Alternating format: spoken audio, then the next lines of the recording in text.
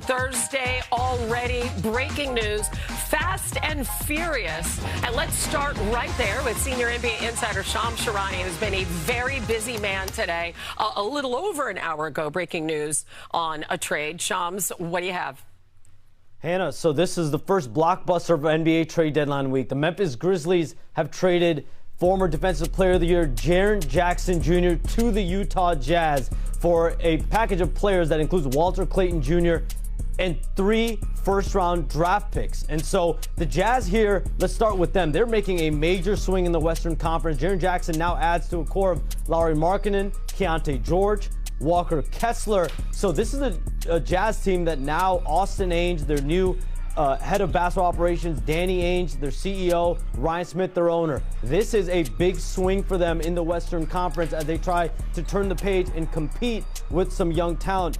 But the Grizzlies are now signaling a full rebuild around promising young players like Cedric Coward, like a Zach Edey, and they now have about a dozen first-round draft picks over the next 7 years that ties them with Oklahoma City and Brooklyn. And they also created a $28.8 million trade player exception. That's the largest in NBA history. So we saw Desmond Bane traded last offseason. Jaren Jackson Jr. now to start the trade deadline. And Ja Morant is waiting in the wings, potentially, as well. Yeah, I mean, that's what we were talking about, really, in the run-up to this deal. You mentioned all those first-round picks. That's 7 now from this trade for Jackson and Desmond Bane. All right, we'll get back to you in a sec, Shams. Full house here. We have Wendy, we have Bobby Marks, we have Chene, we have Iman Shumpert. Hey, everybody, y'all ready? Let's go. All right, let's go. Wendy, what are your thoughts about this deal? Okay, Jaren Jackson was a player who was interested. A lot of teams were interested in here, and this is what they call in the business pre-agency. He has 4 years and $200 million left on his contract. The Jazz are taking that contract in and paying dearly for it, but now this sort of becomes their free agent move that they would have done with salary cap space next summer. And Lauri Markkanen, now you may say he's a 7-footer. How does this work? Lauri Markkanen can play small forward. In fact, when he started doing that in Cleveland as a 7-foot small forward, it sort of revitalized his career. I would believe that the Jazz would intend to re-sign Walker Kessler and have a giant, basically 3 7-footer front line with Jaren Jackson, Lauri Markkanen, Walker Kessler, and I suspect they will still be tanking to make sure they get the draft pick. They have the draft pick, and that is going to be the foundation of their rebuild. Bobby, what do you think? You know what? I go back to last January when Utah made a trade with Phoenix, under the radar trade. They basically took a quality over quantity approach. They traded 3 of their lesser firsts, and guess what they got? A 2031 unprotected first from Phoenix. And you know what happened? That trade got it over with that trade pick, they got over the finish line getting Jackson Jr. here. 3 first-round picks go to Memphis, as you mentioned, 12 over the next 7 years. Clearly a sign for this Grizzlies team that's rebuilding. And I give Utah credit. I mean, to go out there and make this type of deal, they wouldn't have been able to go out and get Jaren Jackson Jr. in free agency. Tonight, I give them more than credit. I have officially taken note of the Utah Jazz. No more rebuilding. Donovan Mitchell left in 2021, 2022 after that season. It took 4 years in the trenches, and now it looks like they're trying to climb their way out. And what I've noticed is that front line, because in the Western Conference, if you want to go to an NBA Finals, you have to go through Nikola Jokic, Victor Wembanyama, Alperen Şengün, Rudy Gobert. So you need to have a stout front line, and I like the one that they've built or are building for the future. Yeah, I love it. My favorite thing on paper to look at is Keontae George and Jaren Jackson together. You know, guys, I'm a fan of, at the end of the game, what are you guys going to do? I really like my chances with those two making decision-making. You got your Jamal Murrays and your Jokic's, and they just fit into that DNA. You got your guys that can come off pick and rolls and make you pay. It's hard to deal with at the end of games. I now like it for the future, and I'm not even mad at the rebuilding opportunity that the Grizzlies have here. I like what they're doing, too. We'll just see what happens with Ja Morant. Yeah. More on Ja Morant. So what potentially does this mean? So because, as you mentioned, they got 7 first-round picks for Desmond Bane and Jaren Jackson. As I talked to executives around the league, they think that this changes what they can expect back in a Ja Morant trade. Instead of trying to trade Ja for as much value as they can, which, frankly, there's not as much value for Ja. That's why Bane and the Jackson have been traded first. They now, executives believe, can take on salary because they've offloaded this $200 million that they were owed to Jackson. They can sort of use Ja as a trade piece to balance out salary, take back bad money and receive assets for that. So I think they can have sort of fresh discussions with John Morant in trade negotiations, and that's, I think, why they did Jaren Jackson first to open that up between now and Thursday afternoon. In the meantime, he's been injured. He hasn't been playing. And we have another deal. So let's go back to Shams Charania. There was another trade that has happened within the last hour, a 3-team deal. What can you tell us about that? Guys, a 3-team deal, Chicago, Minnesota, and Detroit. So Detroit, let's start with them, the best team in the Eastern Conference. They're getting a sharpshooter, Kevin Huerter, as well as Dario Saric, but that's just salary filler in this deal. The Bulls are getting Jaden Ivey. He's going to be up for a new contract this offseason, and so he now joins this group of guard players with Josh Giddey, brings some youth, obviously throws Kobe White's future. He's going to be a free agent, throws his future a little bit in peril with the Bulls, and let's see where he lands at this NBA trade deadline. But listen, Minnesota is very interesting in all this. They essentially dump Mike Conley Jr.'s salary onto Chicago here in this 3-team deal. They end up also sending a pick swap to Detroit to help facilitate this. But this now opens up $24 million. Bobby Marks can do the math, about $24 million in tax and salary savings. It creates a roster spot for them. We know they are pursuing a star out of Milwaukee this week, so it does create a little bit of flexibility as they try to do that. Yeah, Bobby, so their luxury tax bill drops from $24 million to $3.8 million. So explain now what are they able to do? There's that component, and now they drop under the dreaded apron. They're under the first apron, so the ability to take back more money in a deal here, and I think that's kind of sets the stage up for maybe something bigger. I think it's interesting that in 2 years in a row, Hannah, we've seen the top team in the Eastern Conference, Cleveland last year with DeAndre Hunter, and now Detroit, go out and make a trade because they're not content with their roster. We talked about it in the pre-production meeting. What did Detroit need? Perimeter shooting, 21st in the NBA. Kevin Huerter, come on down. That gives them certainly a nice around the margins type move. So this is a pre-agency move by the Bulls because they are getting Jaden Ivey, a restricted free agent. I would expect them to sign him later this summer. Obviously Kevin Huerter is going to shoot for Detroit. I would now look, Shams mentioned Kobe White. You just threw a pass there. Kobe White, I think, could be on the move in a pre-agency move by whoever acquires Kobe White. And Kobe White is a guy who is a scorer, a spark plug, can start, can come off the bench. It would not surprise me if he ends up at a contender because his price point is kind of low. For Minnesota, this is a hedge, okay? On one hand, they save a bunch of money, okay? Let's not ignore that they paid on this deal to save a bunch of money. And if it helps them get Giannis, great. But if it doesn't help them get Giannis, they saved a bunch of money, which is also something that's a factor there. But what about the Kobe White of it all? That's intriguing. I've seen the Bulls play a ton, and when I look at how it goes, I kind of saw him being the odd man out eventually anyway. It's not his fault. His game is his game. It's not like it's no value to his game. It's just when you talk about a rebuilding process or you talk about heading into a new direction, I don't see, what the small guard would do if you're going to try and blossom with the other guys you have on your roster. Letting go of Huerter, I don't think they were going to do much with him anyway. I'm excited to see the Bulls get better and better. That's my hometown team. So yeah, so I got to play for other. Yeah, I need them to be okay, and I'm excited to see what they're doing. Jaden's mom is excited. Niele Ivey, she coaches at Notre Dame, right down the road. Man. She's going to be at all those home games. Hey. How do you like this? A couple of breakout moments. I would even say like seasons for Kobe White. But when you are 9th in the East, when you're in the middle of the pack in the NBA, you had time to sort of audition for a greater opportunity. And I do think when you see enough of a sample size, you make a decision. But my eyes are honestly on Detroit for Bobby's point of view. This is a team that's going for it. And I love that. The East has not really proven any other contenders. The Knicks are hot right now, but it's been up and down. The Sixers, they have their own adversity given Paul George. Like right now, they're starting to see, like, if we beef up this roster, we are going for it right now. They will have to build through experience in the postseason, but I like the moves that they're making. Let me just say two things. One, I want to see what Minnesota does guard-wise. Assuming they don't get Giannis, they could have gotten Kobe White in this trade. And they need help at the guard position. So I want to watch what Minnesota does between now and Thursday, and I'm sure Ann Edwards does too. Secondly, Mike Conley going to Chicago, this is a potential buyout situation. I'm not sure what Conley, I don't think Conley can play a big role in the team, but this is a guy every team in the league would want. He could get bought out in a contender if they fit the criterion, which is another story for another day. Mike Conley could join a contender in the next couple of weeks. I have just like one thought. How urgent are the Minnesota Timberwolves right now? Because they have Anthony Edwards, 24. Well, they're trying to get Giannis. You know, I mean, that's pretty urgent. We know that. But, like, if that does, if that like, falls what's plan short, B? there are options Well, right now. if you're, I don't want to overreact on Tuesday when the deadline is Thursday, but if you come out of this week and Minnesota's move is just to save money, they're going to have to answer to Ant on that. But it's just Tuesday, okay. So let's just wait. By the way, in the last 12 hours, we also had this James Harden news, which kind of came out of the blue. So coming up, we're going to talk about that on NBA Today. All of that trade chatter once again surrounding the beard. I know, it's a lot, right? On the move again, potentially. Shams back with all the latest on the offers that the Bucks are weighing for Giannis. Shams last night, I think surprising a few folks, reporting that the Clippers are working on dealing James Harden before the deadline.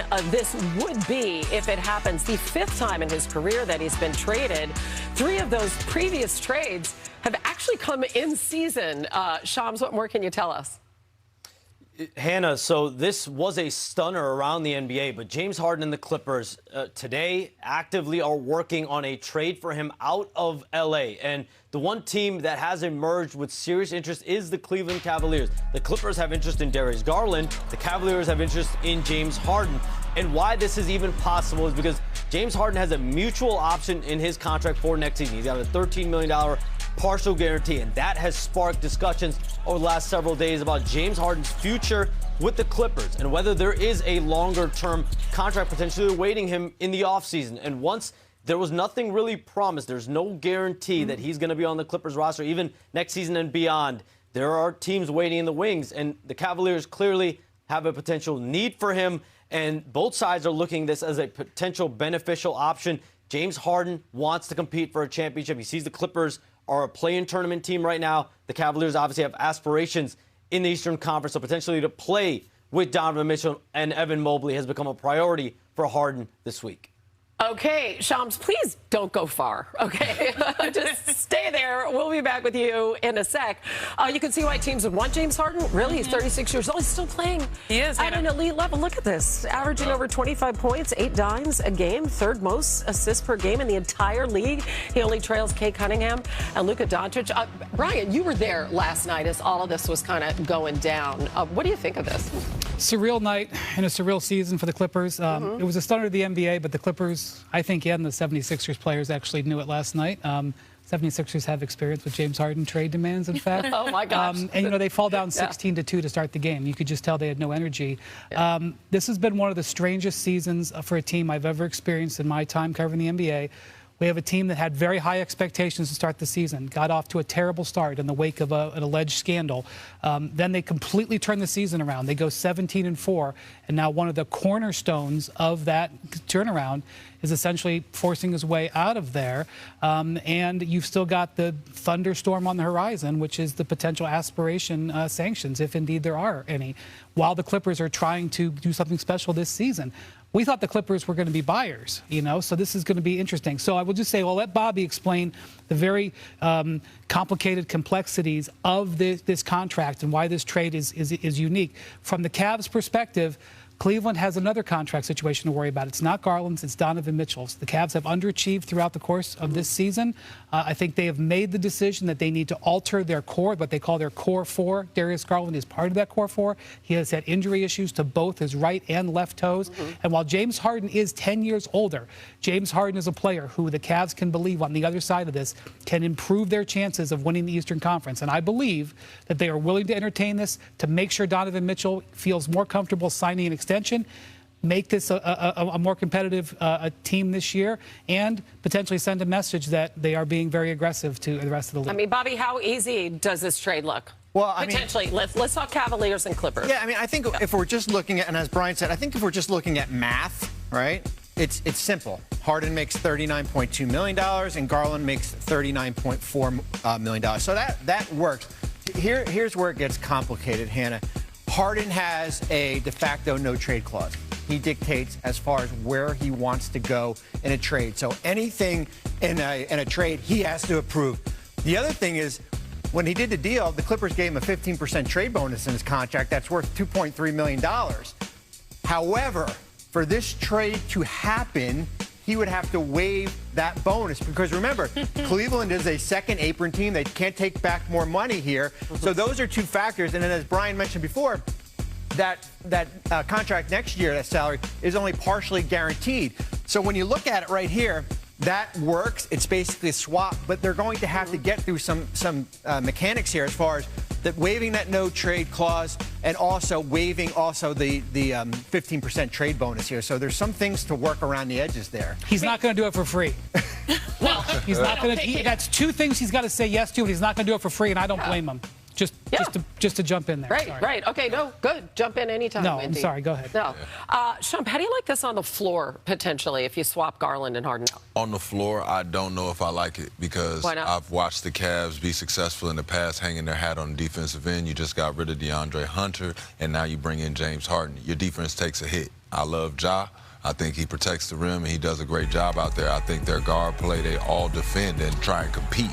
But when you add James Harden, you're going to lose a little bit on defense, which, you know, I'm sure they know and they're willing to roll their dice with that. But I wouldn't do it. I've seen the ball dominance of James Harden. I've seen the ball dominance of Spider Mitchell, and I think it clashes. I think that was a lot of the problem with Chris Paul and James Harden. You can't figure out who's going to make the decisions, and if those two guys butt heads, you don't want that. I don't want to see it, but I hope they make me wrong. If it happens and I'm wrong, I would love to be wrong about this because that's two all-star basketball players. Ever that would love to be wrong. I would. I would love for the Cavaliers to do well. Yeah, but you know what? You just highlighted something very important. It is kind of a high-risk, high-reward because you do lose on defense, but you do gain a lot offensively. There have been many different versions of James Harden, the beard, right? The sixth man, the MVP, and now the James Harden that we see in 2026, year of our Lord, is the facilitator. That is the guy that we got to know in Los Angeles. You're going to see plenty of great screens, and we all know James Harden, no matter what, can get a bucket. He's averaging 25. He's still elite, considered a snub by some, right? Step back, he's going to knock it down, but he's so good at reading. Before, he would settle. Now he's taking what the defense gives him. But this right here is a separator, and this is why potentially Cleveland is giving a hard look at him. The pick and roll that he had on display with Zubac. It was masterful. These are hours and hours and days in the gym. Look at the behind-the-back pass. And I say these numbers for a reason because I want to show you these stats. Over the last 3 seasons, no one has generated more amongst two players, ball handler and screener, than those two. Now you combine the fact that Cleveland needs to unlock Evan Mobley, needs to unlock Allen. They need to make their post players look like stars in order to compete in the East and get to where their expectations are. I see why they're making potentially this risky move, a hard look at Harden, pun intended, because this is who he is now. He can knock down an open shot. He's a team-first guy, but most importantly, he brings out the best out of the post players, and that's where they really need that effort. Yeah, DNP last night, again, for the second straight game for personal reasons. He was elsewhere, as we know. Yeah. You said in our pre-show meeting, this is one of the most fascinating basketball stories that you have ever covered, this Clippers franchise. Why? Yeah, because this is a team that really had high expectations. I'm not sure I would have picked them to win the West, but they finished last year so strong, went 7 games with the Nuggets in the first round. They thought that they upgraded their roster in the offseason. That's debatable. But when you go 17-4, and not only that, Kawhi Leonard is playing really some of the best basketball he's had. Kawhi and James were the cornerstones of this team. And I'm not sure how long they could have stayed together, but the cornerstones of this team. And for James to, it's his prerogative. James has got to take care of himself. But it's just unusual. But I also say that Cleveland has believed in this core 4 for a long time, which is, Jared Allen, Evan Mobley, Donovan Mitchell, and Garland. And now to move off of that, it signals pretty much anything is possible. Cleveland has already made 1 trade this week. I think, in talking to sources, this deal can get done if the Cavs say yes. And what's holding the Cavs up is, I'm sure, what they might have to pay James Harden in a new contract, but also that they actually want to fracture the core 4. Because this is, I can tell you, just spending a lot of time around Cleveland, this is something that they believed in could lead them to the finals. But I think this ball is sitting in the Cavs' court right now. Real quick, Bobby, could they afford to keep that core for, though? What would that look like? They can. I mean, you're swapping out the Garland and Harden number here, and I think if we're talking about what James Harden wants. If for this deal to happen, if I'm James Harden, I'm wanting my contract for next year guaranteed. It's only $13 million of that $42 million, or we're going to rip that up and we're going to do a new deal in the offseason here. But yeah, it's expensive. They've committed to paying over $140 million in luxury tax penalties, but if they can get to an NBA Finals, you can justify that. Yeah, meanwhile, for James Harden, he has the second most career points in NBA. Years ago on this date, Steph Curry dropping 51 against the Wizards, 11 of 15 from long range, improving the Warriors to 45-4 on their way to the historic 73 wins. Now, Steph's not in uniform tonight as the Warriors host the Sixers. He has left sciatic nerve irritation. This will be the 12th game he's missed this season due to injuries, averaging just over 27 per game and shooting close to 40% from three-point range.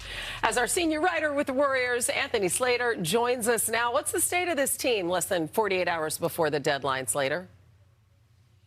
Yeah, on the ground is the injury issues, which you mentioned. It's actually Seth Curry dealing with the sciatica. Steph Curry's dealing with the runner's knee, a kind of persistent issue that they're trying to manage. And that's, giving them trouble trying to win in the moment. But we all know hovering over them is much more important, bigger picture questions. Just there's a general unease because they know, the players know this team is chasing after Giannis Antetokounmpo. And if you're chasing after a big fish like the Warriors are, that either means you have to trade Jimmy Butler or Draymond Green just from salary matching purposes. And the reality is Draymond Green in this current market is a more maneuverable contract. And, a 27.6 team option next season. He's playing. He's available, unlike Jimmy Butler, obviously, who's rehabbing an ACL tear. So, Draymond Green, he means so much to this franchise.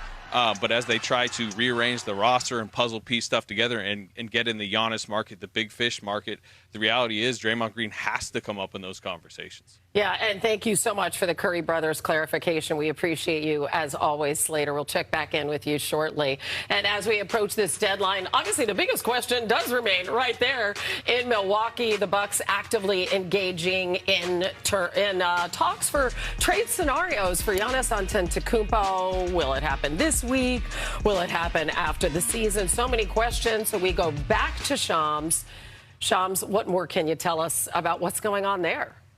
And Bucks officials, executives, ownership, they're all huddling around the clock on figuring out where they want to play this Giannis situation, either at the deadline or in the offseason. As I reported last week, Giannis Antetokounmpo is ready for his exit from Milwaukee, whether it's at the deadline, in the offseason. So the Bucks have been sifting through aggressive offers from teams like Miami, Golden State, Minnesota, New York. And so a lot of these deals, Warriors has been pick heavy. Minnesota's been player heavy and player centric. And then you have the Heat as kind of a combination of both picks and players. So you have to sift through that. Can anything reach the threshold where you're going to move the two-time MVP? But there's a conflict here in the second half of this Bucks season.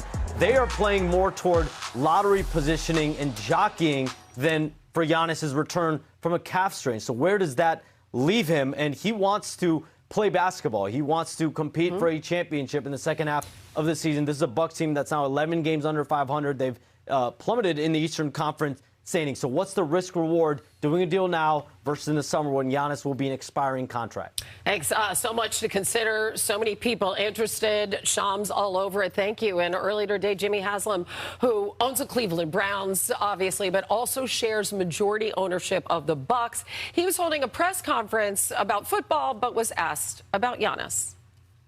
Jason, Giannis is, top 3, top 4 player in the world. He brought Milwaukee its first championship in 50 years, several years ago.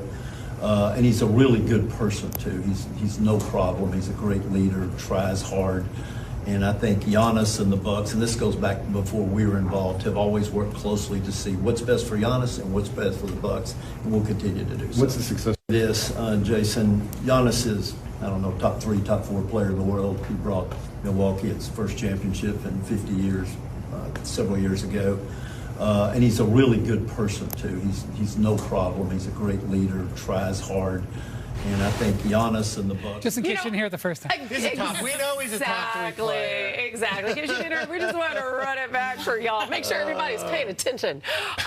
Wendy, this Bucks ownership situation is really interesting. I wonder how this impacts the Giannis of it all. Yeah, Can you lay it out for us? I can understand why people are like, why won't they just do something? And I just want to explain the difficulty that comes with a trade like this, because obviously you have to have the Bucks happy with the return, the team that's offering Giannis, those have to agree. Then because Giannis is a free agent after next season and he has to sign an extension, he's got to kind of be on board. It doesn't have to sign off on it, but you're going to get a better offer if he's on board. Then you've got the Bucks ownership situation. The Bucks have a relatively unique ownership structure. They have 3 owners who all share control. There are 2 owners, Jimmy Haslam and Wes Edens, who share the governorship. And when they have a big decision to make, like trading Giannis, the 3 of them vote. Now, most of the time, over the years where they've had this 3-person panel, they've agreed. But there have been times in the past where they don't agree. And so you have to get ownership on board, Giannis on board, Bucks on board, next team on board. And it's not a simple thing. Right. So that is why I suspect, and others suspect, that getting it done by Thursday is going to take a heroic effort. And I suspect when it does happen, it's going to be the result of a lot of those things having to align. All right, what would it take to get this deal done? What do you have to give up to make this thing a no-brainer? Well, I just had flashbacks to my first year in New Jersey. We had a group called the Sea Caucus 7 who couldn't make up their mind. And that just reminded me exactly of what probably Milwaukee is going through right now. All right, here is your checklist, draft picks. You got to get some draft picks as part of the trade. Golden State's got the 4. We all know that. Miami's got 2. New York and Miami have none. New York and Minnesota have none. Controllable contracts, young players. Me and Brian are at the Clipper game last night. I see a young player in Philadelphia. He's not available, and VJ Edgecombe. That's the type of player that you're looking for, that blue-chip prospect. And then the third, expiring contracts or movable salary. So as Anthony said, is it Draymond Green that would be in there that you could potentially move in another deal here? But there is a checklist for Milwaukee, and the big question is going to be, can you get it now? Or are you going to have to wait until the offseason? I mean, what would you guys like to see happen here? I know there's all sorts of machinations and, it can be very complicated, but what's your dream for him? Well, the cool thing about Giannis is Giannis plays a style of basketball that I mimic it to having a Kevin Durant on your team. You can't go wrong with no matter what uniform. He plays hard. He's going to do the same things as far as rebound, do a full run out. He can play the point just playing with Jason Kidd. It's all a part of his DNA to play good basketball, it's successful basketball, and you compare him with any other superstar and expect some results. So I don't really mind where he goes. I was just excited when I thought it was the Knicks. Oh, you were excited when you thought it was the Knicks? So were they. I just, you know what I'm saying? I like that. We don't know. We don't know what's going to happen. Sinead, real quick word. Look, my eyes are on Golden State. Okay. The urgency is there. He wants to win, and that would be a huge moment for the power balance of the NBA. Okay, Bobby. I will say this, and the expiring contract plays a lot into it, where he's got another year left. Yep. If Giannis had 3 or 4 more years left on his contract, there would have been teams like what we just saw with Utah go out and trade for Jaren Jackson Jr. Because he has 4 or 5 years left on their contract. Thank you for bringing me to our next subject, because we are going to talk about the Utah Jazz. That trade that Chom's reported earlier today. The Grizzlies are trading Jaren Jackson Jr. to the Jazz, part of an 8-player trade involving Walter Clayton Jr., Kyle Anderson, Taylor Hendricks, George Yang, 3 first-round picks, as we now bring in senior writer Tim Bontemps. So what is Utah planning to do this season with the addition of Jackson Jr.? Well, they're going to be huge, Hannah. They're going to be one of the bigger teams in the league with a 6'10" Jaren Jackson Jr., a 7'1" Lauri Markkanen, and when he's healthy next season, a 7'2" center in Walker Kessler. The Jazz are going to be one of the biggest teams in the league, and in a Western Conference where you've got the Oklahoma City Thunder with Isaiah Hartenstein and Chet Holmgren, the San Antonio Spurs with Victor Wembanyama and Luke Cornett, the Houston Rockets with Steven Adams, and he gets back out to Parent Şengün with Kevin Durant. These teams across the West are all jumbo-sized teams. Obviously, Nikola Jokic in Denver. To go up against those teams, you have to have size. And the Jazz believe the combination of these 3 guys together, with the shooting that Lauri Markkanen and Jaren Jackson have, the interior presence of Jaren Jackson, a former Defensive Player of the Year with Walker Kessler, gives them the ability to go up against those teams. And they felt the price for Jaren Jackson Jr. was too good to pass up, even though they're obviously in the middle of what currently is a rebuilding season. Yeah, so there's a whole other layer to this, right? The Jazz lose their first-round pick if it falls outside the top 8 spots in the lottery. Now, as of today, they have the 6th worst record in the NBA. So talk us through the significance of this. Well, this is something, Hannah, that the entire league is going to be watching over the next couple of months. There's been a lot of talk over the past couple of years about protected picks, like this top 8 pick that the Utah Jazz have. Last year, the Sixers had a top 6 protected pick. Bobby Marks just mentioned VJ Edgecombe. The Sixers kept that pick and got the 3rd pick in the draft by tanking for the entire second half of last season. And I think you can expect, even after this trade, the Utah Jazz are going to try very hard to keep that top 8 protected pick. And if it falls outside the top 8, if it gets to 9th or 10th, it goes to the Oklahoma City Thunder, the defending champions who already have a ton of talent on the roster. And by the way, who had that Sixers pick last year that they didn't get as well. So that's going to be a fascinating thing to watch over the next couple of months. You've literally got us all shaking our heads, but I mean, they are walking a very fine line here. Tim Bontemps, we appreciate you jumping on with this. And this Thursday on ESPN, it's going to be all hands on deck, which basically it is right now. We have a 4-hour trade deadline special all across the 3 p.m. Eastern trade deadline. Full reaction to all the biggest moves. Malika will be back from Australia, and look at that. Look at all those faces. NBA Today and breaking news. The trades have been coming fast and furious this afternoon, and we have another one. Shams, what can you tell us? Hannah, the Boston Celtics have been searching on the marketplace for a center. They've gotten it. It's the Bulls' Nikola Vucevic. He's going to the Celtics. A 2nd-round pick also going to the Celtics for Anthony Simons, who's been a scoring machine for Boston, but him as well as a 2nd-round pick going to the Bulls. And so the Celtics talk to plenty of teams about centers. Ivica Zubac, Daniel Gafford, the list goes on. They land on Nikola Vucevic, and he's going to provide floor spacing. They just needed a big man there at center as they go and trek toward the playoffs. But for the Bulls now, my phone is flooded with texts about Kobe White or Ayo Dosunmu and what is their future, because now you've got Jaden Ivey, a young guard, coming in. You've got Anthony Simons, who's a scoring guard, coming in, and he adds to a group that already has the Josh Giddey's, the Ayo Dosunmu's, the Kobe Whites of the world. So there's going to be some more movement here in Chicago. Unbelievable stuff, Shams. A busy day for Chicago. Lots of questions there on the horizon. Thank you so much for all of this breaking news today. Shump, what do you think of this? Just on its face. We'll get into the business part in a sec. You like it? Oh, I love it. Yeah. I'm a Josh Giddey guy. You know what I'm saying? I like the way he plays. I think he has an array of moves and finishes that he likes to do, and he's a slasher-type player. We got a ball-dominant guy now that doesn't mind holding on to the ball and waiting to the very end to get us something. And he's young Dame. I see his game, and I see how much time they spent in the gym together. I think it's remarkable that he scores the ball in a similar way that Damian Lillard does, and that's all I feel I'm getting when I get him. You see his one dribble, pound dribble to the step back. He's able to get in there and do the floaters, and he's got height on him. He doesn't have to use a lot of dribbles, but he doesn't mind. I think he's a willing passer. It's hard to find a willing passer in the NBA, and if you can get him the right pick and roll, he's a dangerous guy to bring to a team like that. Sinead, what about the other side of it, the Celtics? Oh, yeah. You said it was remarkable. You said the word remarkable. That's what I'm using to describe Boston this year. A lot of people thought this was going to be a gap year. It's turning out to be a very, very solid, a good year for the Boston Celtics. They're 3rd in the East, and now they get a big. That is very important for them, especially if they're going to go up and try to make some noise in the postseason. And with Vooch, he fits that Missoula system, y'all. That guy can shoot. He's shooting, I think, 37% from 3. He's big and strong. He's not afraid. He doesn't, really run away from physicality. Look at this right here, knocked down. Joe Mazzulla's like, this could work for me. I can do something with this. This is a good step in the right direction for a team that we thought, they were selling off pieces a couple, after the championship. It was difficult after Jason Tatum's injury. Now you've built back in a way that I'm actually quite surprised at how quick the turnaround has been. Bobby, your thoughts?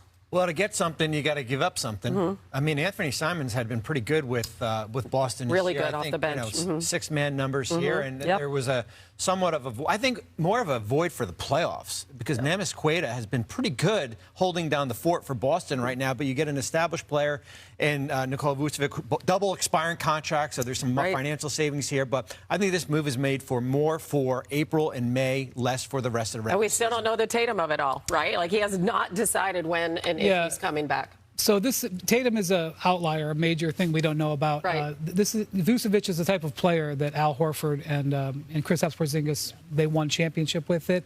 Man, Simons was playing great. He just had an incredible January for Chicago. I assume they're making this trade because they intend to pay Anthony Simons. Just as I made the trade for Jaden Ivey, they intend to pay him. This is, again, pre-agency, and now it is going to open up pre-agency for Kobe White and Ayo Dosunmu, who was probably, I would say almost certainly, both of them strongly going to be elsewhere by Thursday, if not by the end of today. And I'm sorry, Kobe. I'm sorry. What? He said he's sorry. I'm sorry that he got it. You know what I mean? I'm sorry. He might be going somewhere getting paid. He may be. Oh, no, he going to play some good babasketball. I'm just sorry I got to part with him. You know Yeah. I mean? Coining a new term in Webster's No, it's not a new term. Pre-agency. It's a good one. I didn't coin like it. I didn't coin it. All right. Whatever. Bobby. Give you guys credit anyway. Bobby coined it. Whatever. What is going to happen with James Harden? We're going to talk about that DVD. coming up on The Move again.